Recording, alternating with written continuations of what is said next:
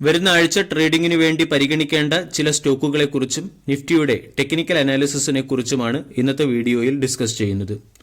തുടർച്ചയായ മൂന്നാമത്തെ trading സെഷനിലും market positive closing നൽകുകയും IT ഒഴികെയുള്ള മറ്റെല്ലാ ഇൻഡെക്സുകളും കഴിഞ്ഞ ട്രേഡിംഗ് സെഷനിൽ ഹയർ സൈഡിൽ ക്ലോസിംഗ് നൽകിയതിന്റെയും പശ്ചാത്തലത്തിൽ മാർക്കറ്റിൽ നിലനിൽക്കുന്ന മൊമെന്റം അടുത്ത ആഴ്ചയും മാർക്കറ്റിൽ പ്രതീക്ഷിക്കാവുന്നതാണ്. ഈ മൊമെന്റം ഇൻഡെക്സിന് ചിലപ്പോൾ 22,300 എന്ന ലെവലിലേക്ക് എത്തിച്ചേക്കും. അതേസമയം മാർക്കറ്റിൽ ബയേഴ്സിന് സ്ട്രെങ്ത് വളരെ കുറവാണ് എന്നുള്ള കാര്യം നമ്മൾ ഒരിക്കലും മറക്കാൻ പാടില്ല. നിഫ്റ്റിയുടെ മന്ത്ലി ക്യാൻഡിൽ പാറ്റേൺ പരിശോധിച്ചാൽ കഴിഞ്ഞ 3 മാസമായി മാർക്കറ്റിൽ ഡോജി ക്യാൻഡിലാണ് ഫോം ചെയ്യുന്നത്. ഇത് ഡയറക്ഷൻലെസ് മാർക്കറ്റിനെയാണ് ഇൻഡിക്കേറ്റ് ചെയ്യുന്നത്. വീക്ക്ലി ക്യാൻഡിൽ പാറ്റേൺ പരിശോധിച്ചാൽ ഇൻഡെക്സ് വീക്ക്ലി ബേസിസിൽ 0.3% ഉയരുകയും ലോവർ സൈഡിൽ നിന്നും ബൈയിങ്ങിനെ ഇൻഡിക്കേറ്റ് ചെയ്യുന്ന ഒരു ബുള്ളിഷ് ക്യാൻഡിൽ ഫോം ചെയ്യുകയും ചെയ്തിട്ടുണ്ട്. 22,300 എന്ന ലെവലിനെ മാർക്കറ്റ് ഡിസിസീവായി ബ്രേക്ക് ചെയ്യുകയാണെങ്കിൽ 22,500, 580 തുടങ്ങിയ ലെവലുകളിലേക്കുള്ള മൂവ്മെന്റ് പ്രതീക്ഷിക്കാം. വീക്ക്ലി ബേസിസിൽ 21,880 ആയിരിക്കും മാർക്കറ്റിന്റെ പ്രധാന സപ്പോർട്ട്. ഡെയിലി ക്യാൻഡിൽ പാറ്റേൺ പരിശോധിച്ചാൽ ട്രെൻഡ് ലൈൻ സപ്പോർട്ടിന് താഴെയാണ് മാർക്കറ്റ് ഇപ്പോഴും ട്രേഡ് ചെയ്യുന്നത്. അതോടൊപ്പം തന്നെ 22,250, 22,300 തുടങ്ങിയ ലെവലുകൾ റെസിസ്റ്റൻസ് ആയും 21,980 പ്രധാന സപ്പോർട്ടായും പ്രവർത്തിക്കാൻ സാധ്യതയുണ്ട്. ഈ റേഞ്ചിനിടയിലുള്ള ഒരു റേഞ്ച് ബൗണ്ട് മൂവ്മെന്റിനും നമ്മൾ അടുത്ത ആഴ്ച പ്രിപ്പയർ ചെയ്യാവുന്നതാണ്. ഇന്ത്യ വിക്സ് 2.3% ഇടിഞ്ഞ് 12.22 എന്ന ലെവലിലേക്ക് എത്തിയതും കഴിഞ്ഞ ആഴ്ച ഫോറിൻ ഇൻസ്റ്റിറ്റ്യൂഷണൽ ഇൻവെസ്റ്റർ 4 ദിവസം മാർക്കറ്റിൽ സെല്ലിംഗ് നടത്തിയതും ഡോളർ ഇൻഡെക്സും ഡോളർ INR ഉയർന്നതും മാർക്കറ്റിന്റെ ലാക്ക് ഓഫ് സ്ട്രെങ്തിനെയാണ് ഇൻഡിക്കേറ്റ് ചെയ്യുന്നത്. ഒരു സക്സസ്ഫുൾ ഇൻവെസ്റ്റർ ആകുന്നതിന് ഇൻവെസ്റ്റിംഗ് നോളജിനോടൊപ്പം തന്നെ മണി മൈൻഡ് സെറ്റും വളരെ അത്യാവശ്യമാണ്. കുറഞ്ഞ വരുമാനമുള്ളവർക്ക് പോലും കൃത്യമായ മണി മൈൻഡ് സെറ്റ് ഉണ്ടെങ്കിൽ വളരെ പെട്ടെന്ന് ലക്ഷ്യങ്ങളിൽ എത്താൻ സാധിക്കുന്നു. മണി മാനേജ്മെന്റിന്റെ ഇൻസൈറ്റ്സും സൈക്കോളജിക്കൽ ഫാക്ടേഴ്സും വളരെ ഡീറ്റെയിൽഡായി എക്സ്പ്രസ് ചെയ്യുകയും പൈസ എങ്ങനെ സേവ് ചെയ്യണം, ഇൻവെസ്റ്റ് ചെയ്യണം എന്നിവയെക്കുറിച്ചുള്ള വ്യക്തമായ മാർഗനിർദ്ദേശങ്ങൾ നൽകുകയും ചെയ്യുന്ന ഒരു ബുക്ക് കുക്കു FM എന്ന ഓഡിയോ പ്ലാറ്റ്ഫോമിൽ ലഭ്യമാണ്. ബുക്കിന്റെ പേര് the psychology of money. Finance, business എന്നീ സെക്ടറുകളിൽ താൽപ്പര്യമുള്ളവർക്ക് ലൈവ് ട്രേഡിംഗ് ആയിട്ടുള്ള പല ബുക്കുകളും കുക്കു FM എന്ന ഓഡിയോ പ്ലാറ്റ്ഫോമിൽ നിന്നും ലഭ്യമാണ്.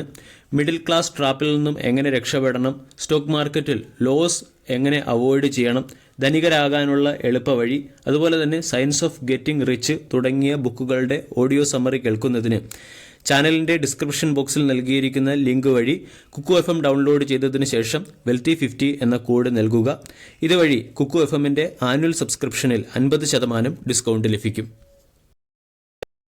വരുന്ന ആഴ്ച ട്രേഡിംഗിന് വേണ്ടി പരിഗണിക്കേണ്ട ചില സ്റ്റോക്കുകളെ പരിചയപ്പെടാം. മാർക്കറ്റ് കണ്ടീഷൻ ഒരൽപ്പം കൺഫ്യൂസിംഗ് ആയതുകൊണ്ട് ഫണ്ടമെന്റലി സ്ട്രോങ്ങും അതുപോലെ തന്നെ ലാർജ് ക്യാപ് കാറ്റഗറിയിലുള്ള സ്റ്റോക്കുകളെ വേണം നമ്മൾ ട്രേഡിംഗിന് വേണ്ടി പരിഗണിക്കാൻ. ഉയർന്ന ബൈയിങ് മൊമെന്റം നിലനിൽക്കുന്നതും ഫണ്ടമെന്റലി സ്ട്രോങ് ആയതുമായ ഒരു സ്റ്റോക്കാണ് ഡിമാർട്ട്. ഡിമാർട്ട് എന്ന സ്റ്റോക്ക് അതിന്റെ ഓൾ ടൈം ഹൈയിൽ നിന്നും ഇപ്പോൾ ഡിസ്കൗണ്ടിൽ ലഭ്യമാണ്. ഡിമാർട്ടിന്റെ വീക്ക്ലി ക്യാൻഡൽ പാറ്റേൺ പരിശോധിച്ചാൽ അവിടെ ട്രെൻഡ് ലൈൻ ബ്രേക്ക്ഔട്ട് വന്നു കഴിഞ്ഞു. കൂടാതെ കഴിഞ്ഞ ട്രേഡിംഗ് സെഷനിലും ഉയർന്ന ബൈയിങ് മൊമെന്റം സ്റ്റോക്കിൽ പ്രകടമായിരുന്നു. 4,200, 4,300 തുടങ്ങിയ റേഞ്ചുകളിൽ ഡിമാർട്ട് എന്ന സ്റ്റോക്കിനെ അക്കുമുലേറ്റ് ചെയ്യാവുന്നതാണ്. 4,050 രൂപയുടെ സ്റ്റോപ്പ് ലോസ് വെച്ചുകൊണ്ട് 4,600 പോലുള്ള ടാർഗറ്റ് ഡിമാർട്ടിൽ നിന്നും എയിം ചെയ്യാം. ഇനി ഡിമാർട്ടിനെ positional point of view position എടുക്കാൻ താല്പര്യമുള്ളവർക്ക് 3,825 രൂപയുടെ സ്റ്റോപ്പ് ലോസ് വെച്ചുകൊണ്ട് 5,000, 5,700 പോലുള്ള ടാർഗറ്റ് ഡിമാർട്ടിൽ നിന്നും എയിം ചെയ്യാവുന്നതാണ്. രണ്ടാമത്തെ pick Bajaj Finance. Bajaj Finance 6,800-നടുത്ത് ട്രേഡ് ചെയ്യുന്നു. 8,200-ൽ നിന്നും സ്റ്റോക്ക് കറക്റ്റായി 6,200 വരെ എത്തുകയും 6,200-ൽ നിന്നും സ്റ്റോക്കിൽ ഒരു ബൈയിങ് മൊമെന്റം ആരംഭിക്കുകയും ചെയ്തിട്ടുണ്ട്. ഇവിടെ നിന്നും സ്റ്റോക്ക് 7,300, 7,500 തുടങ്ങിയ ലെവലുകളിലേക്ക് പൊസിഷണലി നീങ്ങാനുള്ള സാധ്യതയുണ്ട്. 6,200 രൂപയുടെ സ്റ്റോപ്പ് ലോസ് മെയിൻറ്റെയിൻ ചെയ്തുകൊണ്ട് ബജാജ് ഫിനാൻസ് എന്ന സ്റ്റോക്കിൽ പൊസിഷൻ എടുക്കാവുന്നതാണ്. മൂന്നാമത്തെ ഉയർന്ന ബൈയിങ് മൊമെന്റം കാണിക്കുന്ന ഒരു സ്റ്റോക്കാണ് പിഡിലൈറ്റ് ഇൻഡസ്ട്രീസ്. പിഡിലൈറ്റ് ഇൻഡസ്ട്രീസിന്റെ ഡെയിലി ക്യാൻഡിൽ പാറ്റേൺ പരിശോധിക്കുകയാണെങ്കിൽ ഇവിടെ നമ്മൾക്ക് ഹെഡ് ആൻഡ് ഷോൾഡർ പാറ്റേൺ രീതിയിലുള്ള ബ്രേക്ക്ഔട്ട് കാണാൻ സാധിക്കും.